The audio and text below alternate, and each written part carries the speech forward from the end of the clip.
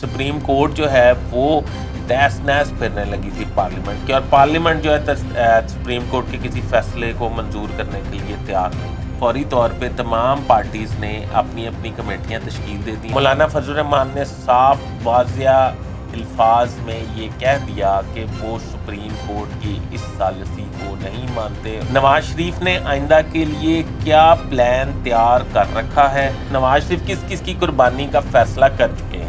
یہ ثالثی کا کردار تھا، یہ سپریم کورٹ کے چیف جسٹس یا دوسرے ججز کا کردار نہیں تھا۔ پاکستان بحرانی کیفیت سے کسی طریقے سے نکل جائے، جو بھی اس میں کردار ادا کرے وہ قابل تحسین ہے۔ بیسک جو اس مذاکرات میں ڈیڈ لاک کا باعث ہے وہ نواز شریف ہیں۔ چوتھی دفعہ وزیر اعظم بننے کے لیے پورے ملک کی سیاست کو داؤ پہ لگائے ہوئے ہیں، پورے ملک کی سالمیت کو داؤ پہ لگانے کی کوشش کر رہے ہیں۔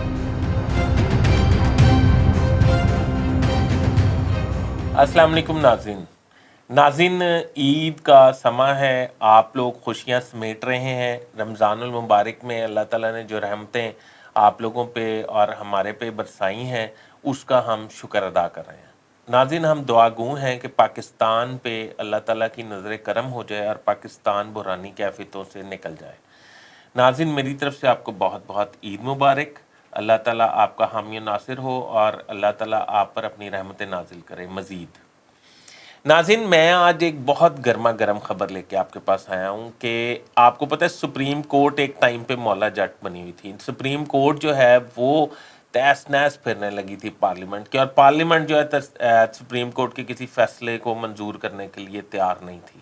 اس دوران درمیانی لوگوں نے کوئی رستہ نکالا اور سپریم کورٹ نے اپنا سافٹ جسٹس دے دیا۔ سافٹ جسٹس دے کے انہوں نے تمام پارٹیز کو کہا کہ آپ بیٹھ کے آپس میں مذاکرات کر لیں، جو ہم نے فیصلہ 14 مئی کا دیا اس کے بعد ہم کوئی جس تاریخ پہ آپ متفق ہوتے ہیں اس تاریخ کو الیکشن کا فیصلہ دے دیتے ہیں اور آپ اپنی ہنسی خوشی زندگی گزاریں اور سپریم کورٹ کو معاف کر دیں۔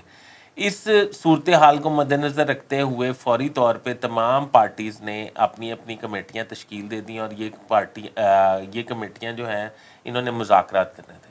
اس پہ فوری طور پہ سب سے پہلا سٹینڈ پی ڈی ایم کے سربراہ مولانا فضل الرحمان نے لیا۔ مولانا فضل الرحمان نے صاف واضح الفاظ میں یہ کہہ دیا کہ وہ سپریم کورٹ کی اس ثالثی کو نہیں مانتے اور پی ٹی آئی کے ساتھ بیٹھنے کے لیے تیار نہیں ہیں۔ اس کے پیچھے کیا وجہ تھی؟ نواز شریف اس مذاکرات کے خلاف کیوں ہیں؟ نواز شریف نے آئندہ کے لیے کیا پلان تیار کر رکھا ہے؟ نواز شریف لندن پہنچ کے شہباز شریف کو انہوں نے طلب کر لیا ہے۔ شہباز شریف صاحب لندن جائیں گے، وہ نواز شریف انہیں دوبارہ کا لائے عمل دیں گے۔ وہ لائے عمل ملک کے لیے کس قدر خطرناک ہوگا آج میں آپ کو اپنے ویلاگ میں یہ بتانے جا رہا ہوں، اور نواز شریف کس کس کی قربانی کا فیصلہ کر چکے ہیں۔ ناظرین، میرا چینل سبسکرائب کر لیں اور بیل آئیکن کو بٹن کو دبا لیں۔ ناظرین، شروع کرتا ہوں اس بات سے کہ آپ کو پتہ ہے کہ جس طرح کے بیک گراؤنڈ ساری آپ کو پتہ ہے کہ سپریم کورٹ بہت سخت تھی، پارلیمنٹ کا موقف جو ہے وہ ماننے کے لیے تیار نہیں تھی۔ سپریم کورٹ آخر کار درمیانی راستہ نکلا، انہوں نے کہا کہ مطلب کوئی بھی جو ہے پارٹی آپس میں بیٹھ جائیں اور آپس میں بیٹھ کے مذاکرات کر لیں، مذاکرات کرنے کے فوراً بعد جو ہے ہمیں بتائیں اور ہم وہ الیکشن کی تاریخ جو ہے طے کر دیتے ہیں۔ یہ ثالثی کا کردار تھا، یہ سپریم کورٹ کے چیف جسٹس یا دوسرے ججز کا کردار نہیں تھا، یہ ثالث کا کردار تھا، اور میں سمجھتا ہوں کہ یہ بہتر تھا کہ پاکستان بحرانی کیفیت سے کسی طریقے سے نکل جائے، جو بھی اس میں کردار ادا کرے وہ قابل تحسین ہے۔ مگر اس بحران پہ اچانک فضل الرحمان نے ایک سٹینڈ لیا اور فضل الرحمان نے یہ بات کہہ دی کہ یہ مذاکرات نہیں ہو سکتے، پی ٹی اے کے ساتھ وہ مذاکرات نہیں کریں گے، وہ سپریم کورٹ کی کسی ہدایت پہ عمل نہیں کریں گے اس حوالے سے۔ دوسرا، انہوں نے یہ کہہ دیا کہ وہ سپریم پی ٹی آئی کے ساتھ بیٹھنا ہی اپنی توہین سمجھتے ہیں۔ اچھا، میں اب آپ کو یہ بتانے لگا ہوں، اپنے ویلاگ میں یہ بتانے جا رہا ہوں کہ وہ فضل الرحمان جو ہیں وہ کیوں پی ٹی آئی سے مذاکرات نہیں کرنا چاہتے۔ نواز شریف صاحب نے کیا پلان تیار کر لیا؟ نواز شریف کیوں پی ٹی آئی سے ڈیڈ لاک چاہتے ہیں اور مذاکرات نہیں چاہتے اور الیکشن سپریم کورٹ کے ذریعے نہیں چاہتے، وہ اپنی شرائط پر الیکشن چاہتے ہیں۔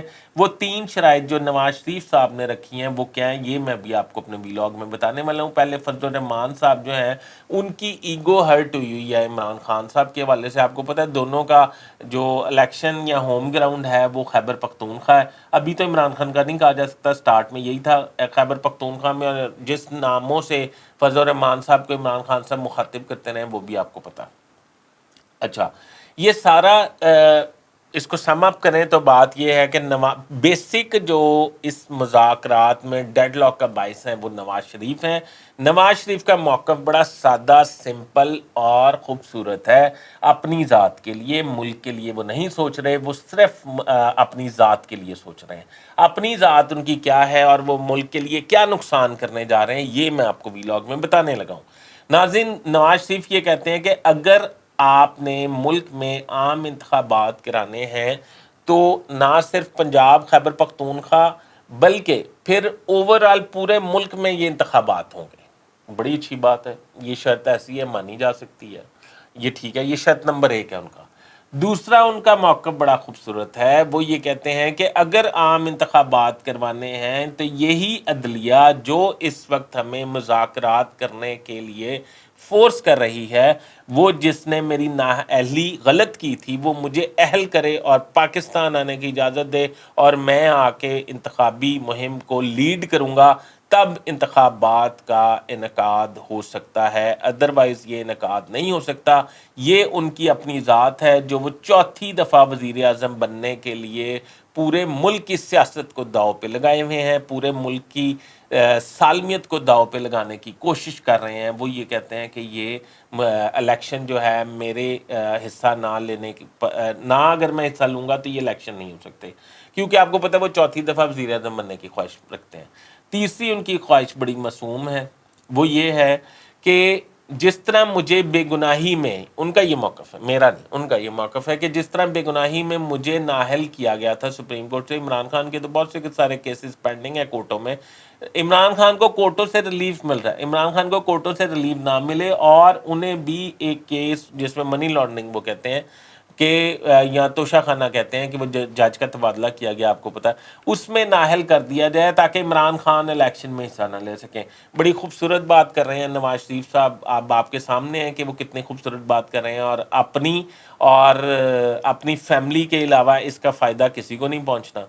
اس کا نقصان تو پورے پاکستان کی 23 کروڑ عوام اور پورے پاکستان کو پہنچ سکتا ہے، اس کا فائدہ صرف شریف فیملی کو ہی پہنچے گا.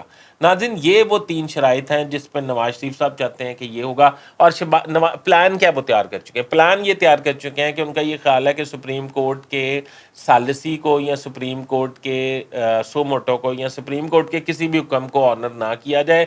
اگر وزیر اعظم پاکستان کو سپریم کورٹ نااہل کرتی ہے تو فوراً نااہل ہو جائے اور جتنے وزراء 6 وزراء انہوں نے نام لیے، defence minister, finance minister, interior minister اور 6 وزراء کا انہوں نے، لا منسٹر تو ویسے ہی ہاٹ واٹرز میں، تو ان سب کا نام انہوں نے لیا ہے کہ اگر وہ یہ نااہل ان سب کو کرتی ہے تو وہ سب نااہل ہو جائیں. تو اس کے بعد بھی اگر انتخابات کا انعقاد ہوگا تو وہ انعقاد جو ہے وہ پاکستان کی، ان کا یہ خیال ہے کہ پاکستان کی سب سے بڑی جماعت مسلم لیگ نون کی آمادگی پہ ہوگا اور الیکشن اس وقت تک نہیں ہو سکتے جب تک میں پاکستان آ کے الیکشن مہم جو ہے لیڈ نہ کر سکوں. ناظرین، اس پہ آپ نے مجھے اپنے فیڈ بیک سے آگاہ کرنا ہے کہ نواز شریف صاحب کا یہ موقف ٹھیک ہے؟ اس بحرانی کیفیت میں نواز شریف جو سٹینڈ لیے میں کیا وہ درست اور محب وطن کا کردار ادا کر رہے ہیں؟ مجھے اپنے کمنٹس میں آگاہ کیجیے گا اور اپنے ہوسٹ فیصل ادریس بٹ کو اس اپڈیٹ کے ساتھ ہی اجازت دیجیے گا. آپ سب کو بہت بہت عید مبارک. میرا چینل سبسکرائب کر لیں، بیل آئیکن کو بٹن کو دبا لیں. اگلے پروگرام میں نئی اپڈیٹ کے ساتھ دوبارہ حاضر ہوں گا. اللہ حافظ.